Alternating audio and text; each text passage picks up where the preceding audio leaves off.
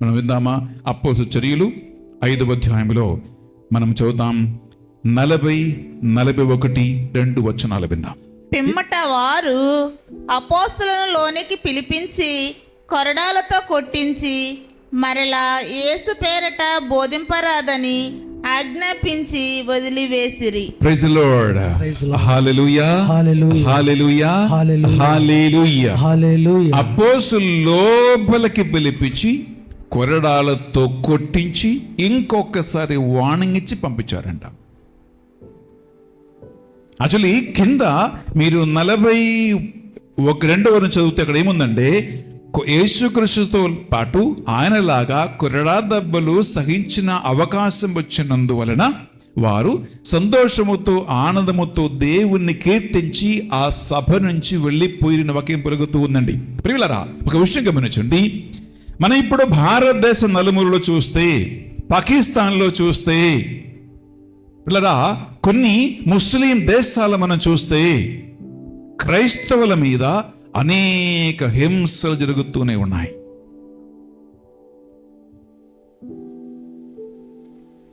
మీకు తెలుసు, రీసెంట్లీ మణిపూర్లో ఏం జరిగిందో మనకు తెలుసు. ఆ వీడియోస్, ఆ ఫోటోస్ మన పిల్లరా అస్సలు చూడలేం. ఆడవాళ్ళ మీద, పిల్లల మీద, గర్భిణీల మీద అత్యాచారం, పచ్చ మాంసాన్ని పిల్లరా కాల్చేయటం, కొట్టి నరికి కత్తితో పొడిచి పెద్ద పెద్ద కట్టలతో కొట్టి బైకుల వెనక, ఆటోల వెనక, కార్ల వెనక క్రైస్తవులని కట్టి రహదారిలో ఈడ్చుకుంటూ పోవటం, కంప్లీట్లీ బట్టలిప్పి పిల్లరా ఆ మనిషిపై ఎక్కి కూర్చొని 3, 4 నిలబడి పెద్ద కట్టెలతో కొట్టడం, తల నరికేయటం.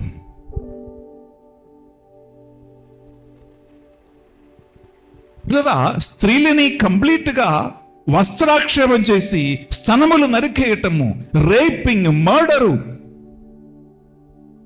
గర్భముతో ఉన్నటువంటి స్త్రీల కడుపు కోసి బిడ్డని బయటకి లాగి నరభోజిలాగా చేయటం. ప్రియులరా, ఆ వీడియోలు, ఆ ఫోటోస్, అనేక రహస్యాలు మీడియా బయట పెట్టలేదండి.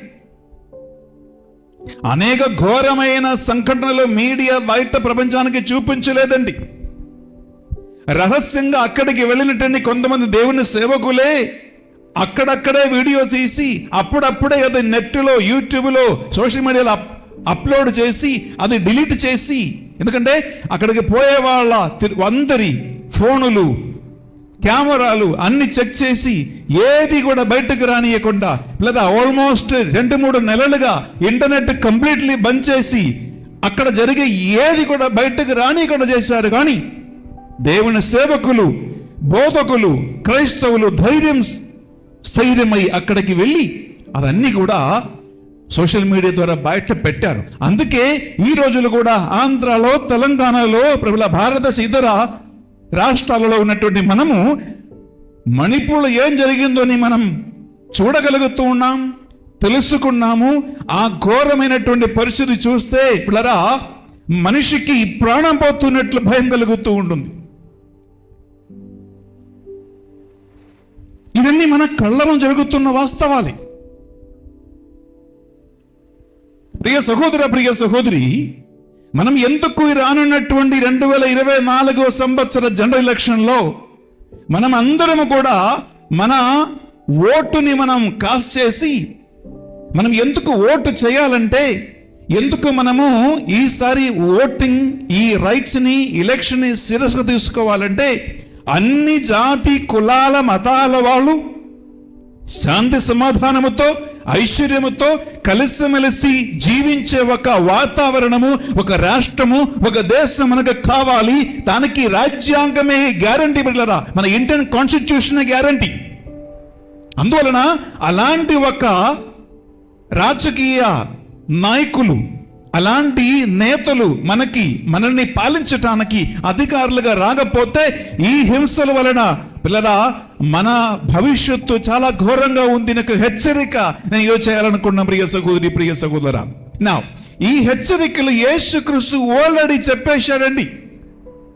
ఆయన 3 సంవత్సరాల పరిచర్య కాలములో నేను కొన్ని వాక్యము చదువుతాం ప్రియ సహోదరి, ప్రియ సహోదరా. మీరు తీసుకోండి మత్తయి సువార్త 10వ అధ్యాయము 22వ వచనం. నేను ఏమాత్రం ఎక్స్ప్లెనేషన్ లేకుండా, ఏమాత్రం వివరణ లేకుండా కేవలం బైబిల్లో యేసుక్రీస్తు పలికిన కొన్ని మాటలు మాత్రం చెప్తా. ఎందుకంటే ఇవి అన్ని ఆల్రెడీ ఆయన చెప్పాడు. 2024 సంవత్సరాల క్రితం మత్తయి, మార్కు, లూకా, యోహాను సువార్తికుల ద్వారా ఆయన తెలియజేసిన కార్యాలు ఇప్పుడు కూడా జరుగుతూ ఉంది. అంటే ఇందులో ఆసక్తికరమైనట్టు ఒకటి లేదు. ఎందుకంటే ఈ హింసలు, ఈ బాధలు, ఈ వేదనలు మనకు వస్తది. ఎందుకంటే యేసు క్రీస్తువే సిలువ నుండి పారిపోలేదు. ఆయన ఎంపిక చేసుకున్న అపోస్తలులే మరణము నుండి, హింస నుంచి, రక్తపాతము నుండి పారిపోలేదు. వారందరూ కూడా హతసాక్షిగా మరణించారు. ఆ ఆదిమ క్రైస్తవ సంఘం మొదలుకొని ఈ మణిపూర్ వరకు ఉన్న సంఘటనలో వేల లక్షల కొలది మంది బిడ్డలారా యేసుక్రీస్తు కోసం ప్రాణం ధారపోశాడు, రక్తం ధారపోశారు, మరణించారు, హింసలకు గురి అయ్యారు, వ్యభిచారానికి, అక్రమానికి గురి అయ్యారు.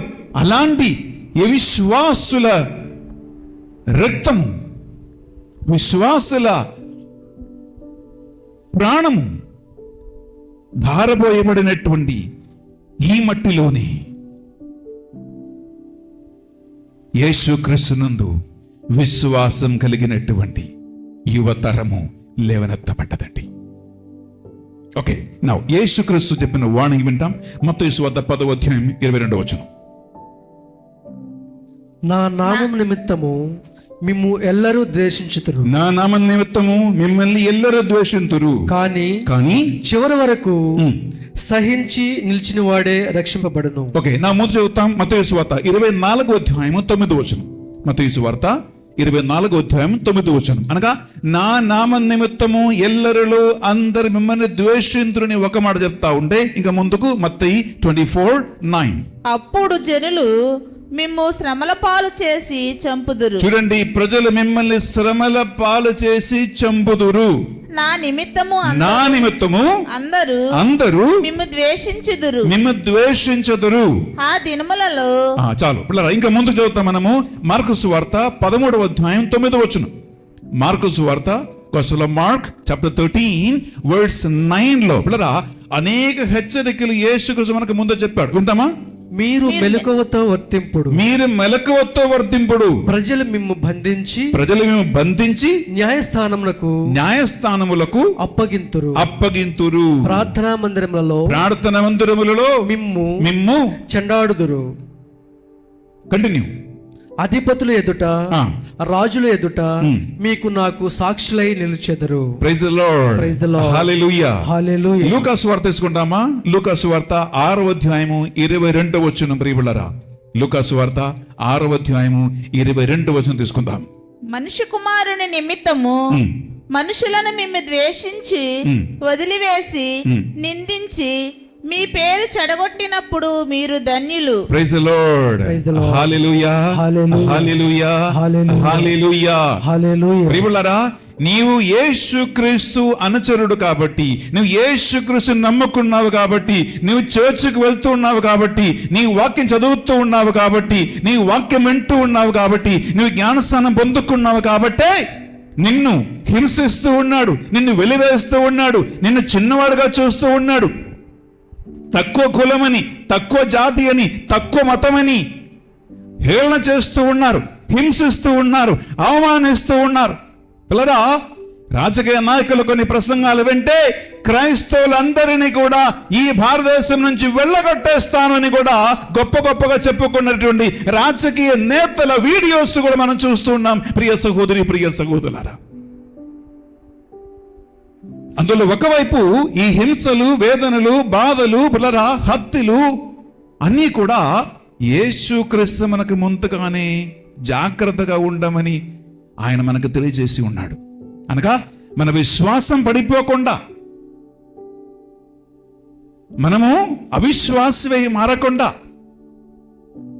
ముందుగానే ఆయన మనకు తెలియజేసి ఉండే ప్రవచనాలు ఉన్నాయి. అదే యాక్చువల్లీ జరుగుతూనే ఉన్నాయి ప్రియ సహోదరి, ప్రియ సహోదరులారా. కానీ ఒక విషయం గమనించండి, ఈ 2024 సంవత్సర జనరల్ ఎలక్షన్ లో అన్ని వర్గాల, మతాల, జాతి, కులాల మనుషులని ఒకే రీతిగా పరిపాలించే నీతి న్యాయవంతమైన ఒక ప్రభుత్వం మనకు లేకపోతే ప్రియ సహోదర, ప్రియ సహోదరి, రానున్న సంవత్సరాలలో ఇంకా ఘోరమైనటువంటి క్రైస్తవుల హింసలు మనం కల్లారా చూడబోతున్నాం. ఇంకా ఘోరమైనటువంటి మణిపూర్ లాంటి రాష్ట్రాల హిస్టరీ మనం చూడబోతున్నాం. ఇంకా ఘోరమైనటువంటి గుజరాత్ లాంటి సంఘటన మనం చూడబోతూ ఉన్నాం. కాబట్టి ఒకవైపు మనం ప్రార్థన చేయాలి మన సంఘం కోసం, మన విశ్వాసం కోసం, మన బిడ్డల కోసం ప్రియ సహోదరి, ప్రియ సహోదరా. రెండోది ఏంటంటే రాజ్యాంగం, కాన్స్టిట్యూషన్ మనకు ఉన్నందువలన అది ఎత్తి పట్టుకుంటూ మన అవకాశం కోసం, మన రైట్స్ కోసం పోరాడవలసినటువంటి బాధ్యత క్రైస్తవులు మనకుంది అండి. అందుకే మనం అందరం 18 years దాటి ఓట్ అవకాశము ఓటు చేసే బ్యాలెట్ పేపర్లో ఓటు కాస్ట్ చేసే రైట్ ఉన్నట్టు ఏ ఒక్క బిడ్డ అయినా ఈ వాక్యం వింటూ ఉండగా ఈ సంవత్సరం మాత్రం మీ ఓటుని మీరు పాడు చేయవద్దండి. మీరు వెళ్ళాలి, ముందుగానే మీకు ఓటు ఉందా లేదా అని కనిపెట్టుకోండి. ఏ కాన్స్టిట్యుయెన్సీలో ఓటు ఉందో కనిపెట్టుకోండి. లేకపోతే మీ ఆధారం తీసుకుని మీ ఓటింగ్ రైట్ ని మీరు సురక్షితంగా పెట్టుకోండి. వెళ్ళండి, ఓటు చేయండి ప్రియ సహోదరి, ప్రియ సహోదరులారా. మనము మన రాజ్యాంగములో మనకి ఇవ్వనటువంటి హక్కుల కోసం మనం పోరాడి పిల్లరా, మనం నిలబడవలసినటువంటి ఆ జ్ఞానం, ఆ బుద్ధి, ఆ ధైర్యం మనకు కలిగి ఉండవలసినటువంటి టైం ఆసన్నమైనది ప్రియమైనటువంటి సహోదరి, ప్రియ సహోదరు. అందువలన ఈ వాక్యం కేవలము బైబిల్ చదువుకుంటూ నోరు మూసుకొని కూర్చోవడానికి కాదు, కేవలం భక్తితో ప్రార్థన చేయడానికి మాత్రం కాదు ప్రియ సహోదరి, ప్రియ సహోదరురా. ఇది అపోస్తలుల లాంటి ఒక పోరాటం, యేసుక్రీస్తు లాంటి ఒక పోరాటం, ఆదిమ క్రైస్తవ సంఘం లాంటి ఒక పోరాటం. విశ్వాసముతో నిలబడటానికి, తల ఎత్తి నిలబడటానికి, క్రైస్తవులకి సాక్షిగా జీవించటానికి. అందువలన నీ స్కూలులో, నీ కాలేజీలో, నీ ఆఫీసులో, నీ గ్రామములో, నీ పని చేస్తున్నటువంటి స్థలాలలో, నీ సంఘములో పిల్లరా, నీకు అవమానం కలిగినప్పుడు, నిన్ను వెళ్ళగొట్టినప్పుడు, నిన్ను స్నేహితులు దూరం చేసినప్పుడు, నీ క్రైస్తవుడిని మీ ఇంటికి రానియకుండా చేసినప్పుడు ప్రియ సహోదరి, ప్రియ సహోదరులారా, నేను ఈరోజు న్యూస్లో విన్నానండి, పాకిస్తాన్లో నేను ఆ స్థలం ఊరి పేరు మర్చిపోయానండి. ఆ ఒక పర్టికులర్ ఊరిలో క్రైస్తవులు ఏమేమి ఇంట్లలో ఉన్నారో వాళ్ళందరూ ఆ ఊరి వదిలిపెట్టి వెళ్ళిపోవాలని వాళ్ళు లాస్ట్ వార్నింగ్ ఇచ్చారంట. న్యూస్ పేపర్లో చూడండి, టీవీలో చూడండి. ఎందుకంటే ఇప్పుడు ఈ పూజకి వచ్చే ముందే ఆ న్యూస్ నా చెవిలో పడ్డది. పాకిస్తాన్లో ఒక పర్టికులర్ ఆ ఊర్లో ఉన్నటువంటి క్రిస్టియన్స్ అందరూ, యేసుకు నమ్ముకున్న వాళ్ళందరూ కూడా వారి సొంత ఇల్లు అయినా కిరాయికొన్నా సరే, వాళ్ళ సొంత ప్రాపర్టీ అయినా కిరాయికొన్న వాళ్ళైనా సరే, నీ ఇల్లు, నీ వాకిలి, నీ ప్రాపర్టీ, నీ ఆస్తిపాస్తుని వదిలిపెట్టి పారిపోమ్మని లాస్ట్ వార్నింగ్.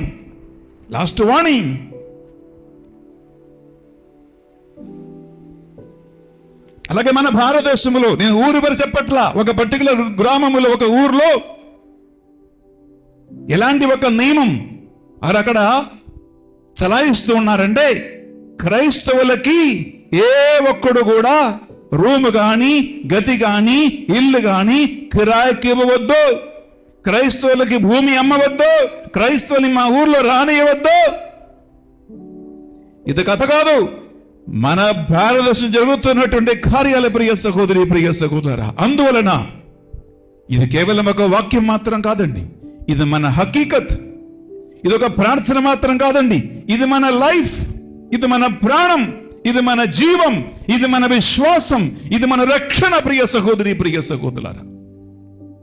అందువలన జాగ్రత్తగా ఉండి విశ్వాసములో నిలబడి పిల్లరా, యేసు క్రీస్తుని వెంబడించే వారికి, క్రైస్తవులు వెంబడించే వారికి, ఆదిమ క్రైస్తవ సంఘాన్ని వెంబడించిన వారికి హింసలు తప్పదని, వేదనలు తప్పదని, బాధలు తప్పదని.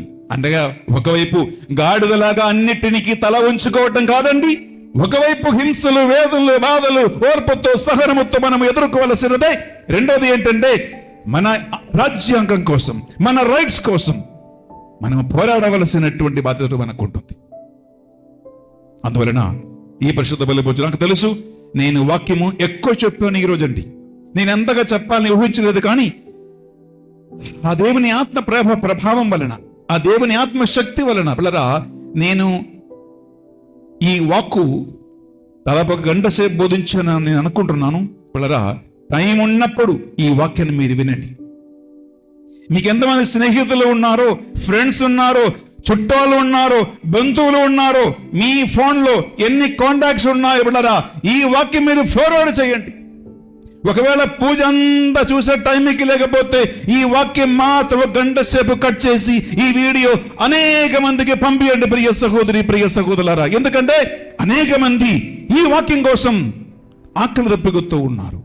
అనేక మంది వారి శ్రమలకి అర్థమేంటో తెలుసుకోలేకపోతూ ఉన్నారు. ఎందుకు ఇబ్బందులు పడిపోతూ ఉన్నారు అని తెలుసుకోలేకపోతూ ఉన్నారు. విశ్వాసాన్ని వదిలిపెడుతూ ఉన్నారు, బైబిల్ని వదిలిపెడుతూ ఉన్నారు. నేను క్రైస్తవుని, క్రైస్తవురాలను అని చెప్పటానికి ధైర్యం లేకుండా సిగ్గుపడుతూ ఉన్నారు, దాచిపడుతూ ఉన్నారు.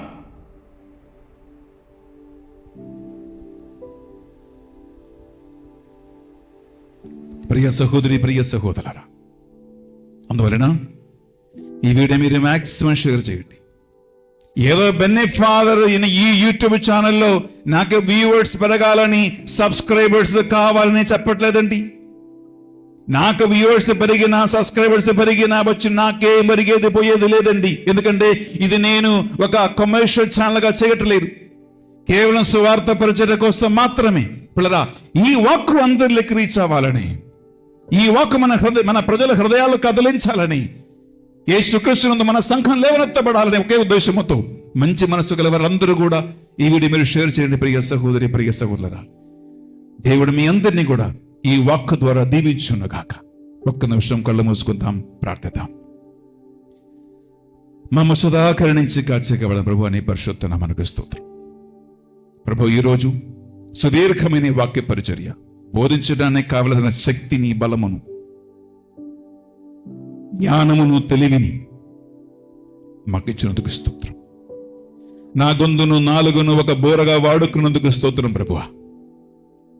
ఈ వాక్యాన్ని ఆలగించిన వింటున్న వాళ్ళందరి హృదయాలను స్పర్శించండి, తాకండి ప్రభువా. ఈ వాక్యం వింటున్న వారి గుండెలో, మనసులో నీ దివ్య ప్రేరణ కలుగునుగాక, నీకు మహిమ కలుగునుగాక. అనేక మంది పిరికి వాళ్ళని ఈ వాక్యం బలపరచునుగాక. ప్రతి కుటుంబ నూతన శక్తిని, బలము కలుగునుగాక.